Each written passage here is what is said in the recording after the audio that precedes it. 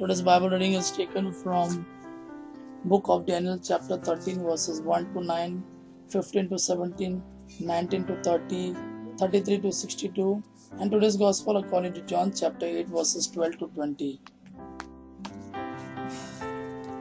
Book of Daniel chapter 13 verses 1 to 9, 15 to 17, 19 to 30 and 33 to 62. In Babylon there lived a man named Joachim who was married to Susanna, daughter of Hilkiah. Susanna was a beautiful woman and deeply religious. Her parents were devout Jews who had brought up their daughter to live according to the law of Moses. Her husband Joachim was very wealthy. Lovely gardens surrounded his house, and other Jews often gathered there for meetings because they all thought so highly of him. Everyone who had a legal case to be present would also go to Joachim's house, where two judges held court. These two leaders of Jewish community had recently been appointed to office. They were the ones about whom the Lord said, "There is wickedness in the Babylon. Judges are failing to give guidance to the people." Every day at noon, when all the people left for lunch, Susanna used to take a walk in the garden. Two judges were so attracted to her that they would wait about and watch for her. They became so obsessed with their desire for her that they lost interest both in prayer and in their responsibility as judges.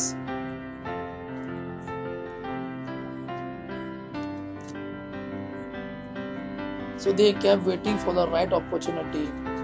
One day, Susanna went into the garden as usual with her two servant girls. No one else was there except the two judges, who had hidden and were watching Susanna. It was very hot and she decided to take a bath. So she said to her servant, "Bring me some bath oil and some perfume and lock the gate so that I won't be disturbed." As soon as the servants had left, the two judges jumped out from the hiding place and ran to Susanna and said to her, "The gates are locked and no one will see us. We are planning to have sex with you, so give us what we want. If you don't, we will go to court and swear that we saw you send your servants away so that you could be alone with a young man." "There is no way out," Susanna moaned. "If I give in to you, I could be put to death for adultery. If I refuse, you would still have me trapped. But I would rather be an innocent victim than sin against the Lord."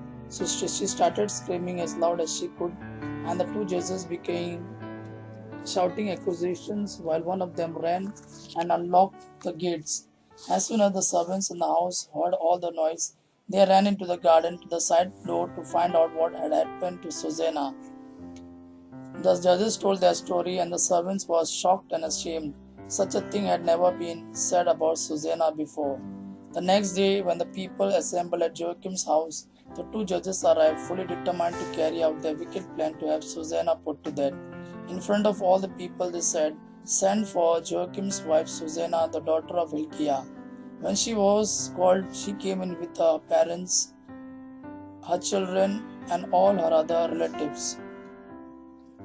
Her family and everyone else were in tears. The two judges stood up in front of the people, placed their hands on Susanna's head, and began making their accusations against her. She was crying, but she looked up to heaven because she trusted the Lord. The two men gave the following testimony. "We were walking in the garden when this woman came in with her two servant girls. She locked the main gate and asked the servants to leave. Then the young man who had been hiding in the garden came to her, and they lay down together. We were in a corner of the garden, and when we saw what was happening, we ran over and caught them in the act. We tried to hold on to the man, but he was too strong for us. He ran and opened the gates and got away, but we were able to hold the woman. We asked her who the man was, but she refused to tell us. We swear that our testimony is true." Because the two men were not only leaders in the community but also judges, the people believed their story and condemned Susanna to death. When Susanna cried out in a loud voice, "Eternal God, nothing can be kept secret from you. You know everything before it happens.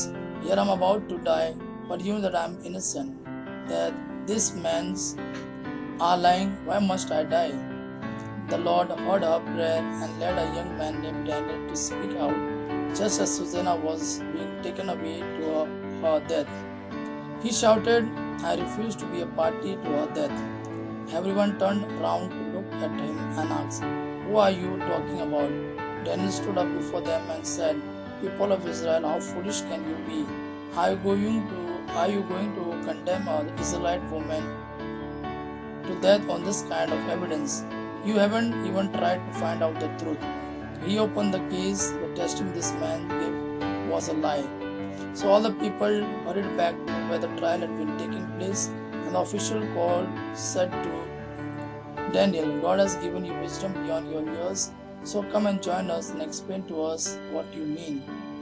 Daniel said to them, "Separate the two judges and let me question them one at a time."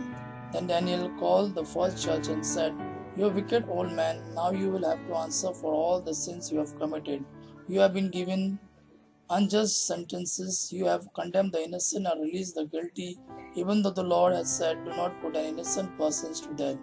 But if you really did see this couple making love, tell me what tree they were under." "Under a small gum tree," he answered. Daniel said, "Right, that lie will cost you your life. God's angels has already given order to chop you into two." Then the first judge was led away, and the second was brought before Daniel. "You are like a Canaanite than a Jew." Daniel said to him, "This woman's beauty has wrapped your judgment, and lust has corrupted your thinking. You are used to having your way with the women of Israel because they have been afraid of you. But here is a Jewish woman, and she would not give in. Now tell me what tree you saw them under." "Under a large oak tree," he answered. Daniel said, "Right, that lie will cost you your life. God's angel is waiting with the sword in his hand, ready to cut you into two. Then we shall be rid of you both." Then all the people shouted and praised God, who saves those who put their trust in him. They turned against the two judges because Daniel had proved that they had lied under oath. The law of Moses stated that people who give false testimony shall receive the same punishment that an accused person would have received. And so the two judges were put to death, and life of an innocent woman was saved. Today's Gospel according to John chapter 8, verses 12 to 20. Chapter 8, verses 12 to 20. Jesus spoke to the Pharisees again. "I am the light of the world," he said. "Whoever follows me will have the light of life and will never walk in darkness." The Pharisees said to him, "Now you are testifying on your own behalf. What you say proves nothing." "No," Jesus answered, "even though I do testify on my own behalf, what I say is true because I know where I came from and where I am going. You do not know where I came from or where I am going. You make judgments in a purely human way. I pass judgment on no one. But if I were to do so, my judgment would be true because I am not alone in this. The Father who sent me is with me. It is written in your law that when the two witnesses agree, what they say is true. I testify on my own behalf, and the Father who sends me also testify on my behalf." "Where is your Father?" they asked him. "You know neither me nor my Father." Jesus answered, "If you knew me, you would know my Father also." Jesus said all this as he taught in the temple in the room where the offering boxes were placed, and no one arrested him because his hour had not come. Gospel of our Lord Jesus Christ. Praise to Lord Jesus Christ. May God our Father and His Son Jesus fill you with His mercy, peace, and love. Amen.